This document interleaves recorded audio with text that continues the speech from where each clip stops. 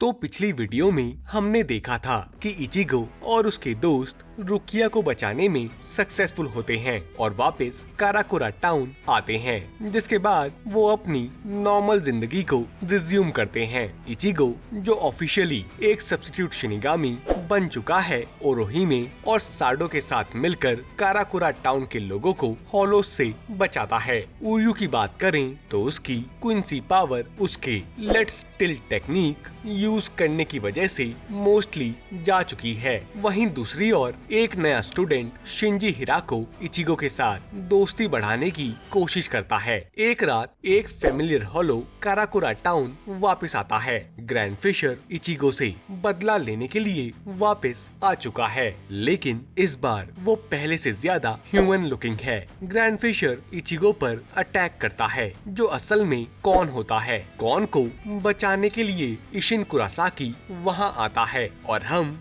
देखते हैं कि न केवल इशिन एक शिनिगामी है, बल्कि एक फॉर्मर कैप्टन भी है। इशिन ग्रैंड फिशर को एक ही अटैक से हरा देता है, जिसके बाद इशिन उराहारा के साथ ग्रैंड फिशर के बारे में बात करता है और उन दोनों को लगता है कि आइजन होग्योकू की मदद से हॉलोस को अरंकार में ट्रांसफॉर्म कर रहा है। अरंकार्स वो हॉलो होते हैं जिन्होंने शिनिगामी की पावर्स पाने के लिए अपने मास्क को हटा दिया है। ये अरंकार्स नॉर्मल हॉलो से कई ज्यादा ताकतवर होते हैं और इनकी ह्यूमन लाइक अपीयरेंस होती है। आइजन का प्लान है होग्योकू की मदद से अपनी एक आर्मी को खड़ा करना, जिससे वो पूरे यूनिवर्स पर राज कर सके। उसी रात उर्यू पर एक हॉलो हमला करता है, लेकिन उर्यू का पिता the self proclaimed last Quincy ryuken Ishida वहां आकर उस हॉलो को मार देता है। ryuken उर्यू की क्विंसी पावर को रिस्टोर करने का ऑफर करता है, लेकिन एक शर्त पर कि उर्यू शिनिगामीज की कभी मदद नहीं करेगा। इसी दौरान शिंजी इचिगो के सामने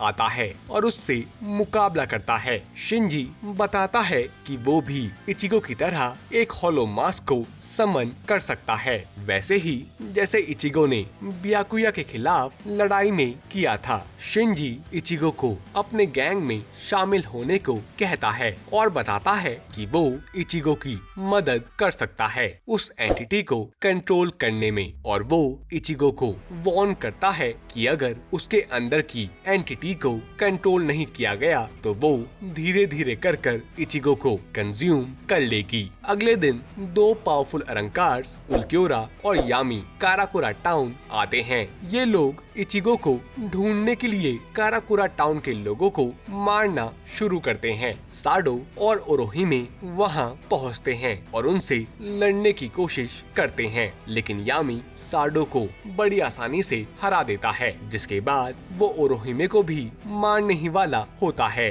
कि तभी इचिगो की एंट्री होती है। इचिगो यामी से लड़ता है और उसका एक हाथ भी काट देता है, लेकिन तभी इचिगो के अंदर जो एंटिटी होती है वो उसको डिस्ट्रैक्ट करती है और यामी मौका पाकर इचिगो को बुरी तरह से पीट देता है। इचिगो की मदद के लिए उराहारा और योरुइची वहां आते हैं और यामी से मुकाबला करते हैं, जिसके बाद वो दो अरंकार्स वापस ह्योकोमुंडो चले जाते हैं। ह्योकोमुंडो वो जगह है जहां हॉलोज रहते हैं। खैर, ह्यूमन वर्ल्ड की रक्षा के लिए सोल सोसाइटी एक एडवांस टीम काराकोरा टाउन भेजती है, जिसमें रुकिया, रेंजी, तोशिरो, मात्सुमोटो, इकाकू और युमिचिका होते हैं। उसी रात एक अरंकार्स का ग्रुप काराकोरा टाउन आता है, जिनको एक खतरनाक विलेन ग्रिमजो लीड करता है और एक युद्ध शुरू होता है, जिसमें ये अरंकार का ग्रुप एडवांस टीम की लोकेशंस पर जाता है। रुकिया और इचिगो को सामना करना पड़ता है डी रॉय रिंकर का, जिसे रुकिया, जिसकी शिनिगामी पावर अब वापस आ चुकी है, अपनी शिकायत से हरा देती है। वहीं बाकी एडवांस टीम के मेंबर्स ग्रिमजो के फैक्शन से लड़ते हैं। लेटर ऑन ग्रिमजो इचिगो की लोकेशन पर पहुंचता है और रुकिया को घायल कर इचिगो से लड़ता है। इस लड़ाई में हमें पता चलता है कि ग्रिमजो एस्पाडा का 6th मेंबर है। एस्पाडास टॉप 10 अरंकार्स हैं जो आइजन के अंडर काम करते हैं। इचिगो इस फाइट फाइट में बेयरली ग्रिमजो को रोक पाता है जब तक टोसेन वहां आ नहीं जाता और वो ग्रिमजो को वापस ह्योकोमुंडो ले जाता है, जहां टोसेन इन सबऑर्डिनेशन के लिए ग्रिमजो का लेफ्ट आर्म काट देता है। खैर, ग्रिमजो के फैक्शन की बात करें तो वो पहले तो एडवांस टीम के ऊपर भारी पड़ रहे थे, लेकिन जब एडवांस टीम अपने लिमिटर गेंटाई काइजी को हटाती है तो वो बड़ी आसानी से उन अरंकार्स को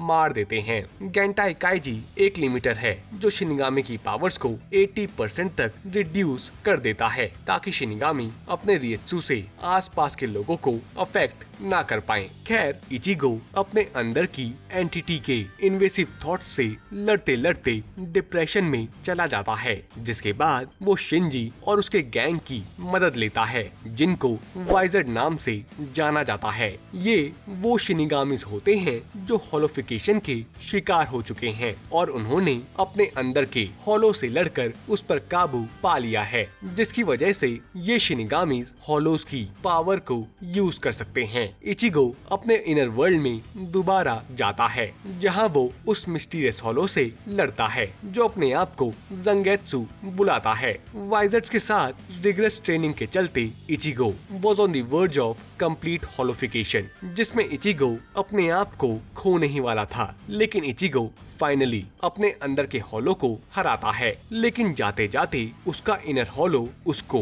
वार्निंग देता है कि जिस पल भी इचिगो जरा सा भी वीक होगा वो उसकी बॉडी पर कंट्रोल कर लेगा और उसे कंज्यूम कर लेगा। खैर, इचिगो वाइजर्ड्स के साथ अपनी ट्रेनिंग जारी रखता है ताकि वो अपने होलो मास्क को प्रॉपर्ली यूज कर सके। वहीं दूसरी ओर साडो उराहारा की गाइडेंस में रेंजी के साथ ट्रेनिंग करता है। उर्यू भी अपने पिता की दी गई ट्रेनिंग को कंप्लीट करता है और अपनी क्विंसी पावर्स को सक्सेसफुली रिस्टोर करता है। ओरोहिमे की बात की जाए तो वो रुकिया के साथ सोल सोसाइटी जाती है और उकिटाके की गाइडेंस में ट्रेनिंग करती है। मीनवाइल शिनिगामीज को आइजन के असली ऑब्जेक्टिव का पता चलता है। आइजन का एम है सोल सोसाइटी के रॉयल पैलेस तक पहुंचकर सोल किंग को असैसिनेट करने का, और इस चीज को अचीव करने के लिए आइजन को एक की जरूरत है जिसे ओकेन कहते हैं, और इस की को बनाने के लिए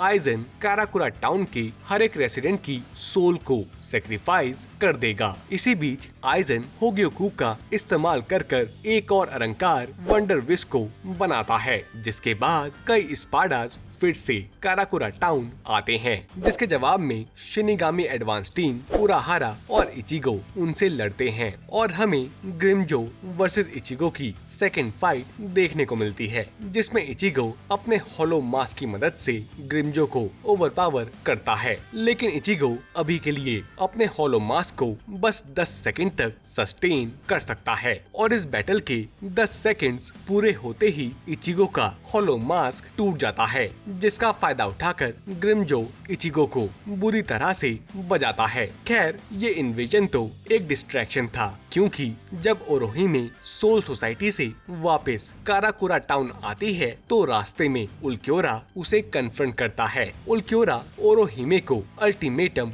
देता है कि अगर वो उसके साथ ह्योकोमुंडो नहीं आई तो वो उसके दोस्तों को मार डालेगा, और वो ओरोहिमे को एक ब्रेसलेट देकर कहता है कि ओरोहिमे बस एक इंसान को गुड बाय कह सकती है। जिसके बाद सारे स्पाडास वापस ह्योकोमुंडो चले जाते हैं।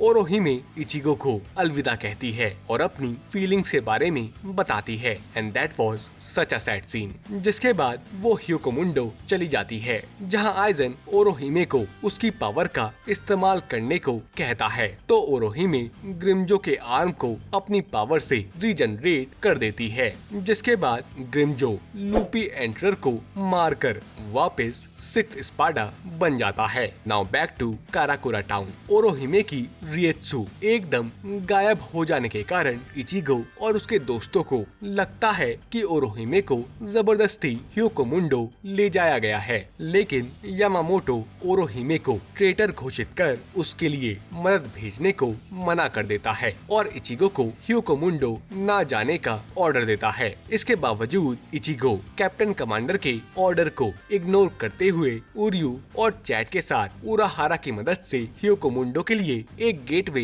बनाते हैं ताकि वो ओरोहिमे को रेस्क्यू कर सके। अब आपके मन में एक सवाल तो होगा कि उर्यू ने प्रॉमिस किया था कि वो शिनिगामिस की कभी मदद नहीं करेगा। तो इसके बारे में मैं बताना चाहूंगा कि टेक्निकली सोल सोसाइटी ने ओरोहिमे को बचाने से मना कर दिया और technically Ichigo full fledged shinigami नहीं है, वो एक सब्स्टिट्यूट शिनिगामी है। खैर, इसी के साथ हमारा अलंकार इन्वेजन आर्क खत्म होता है।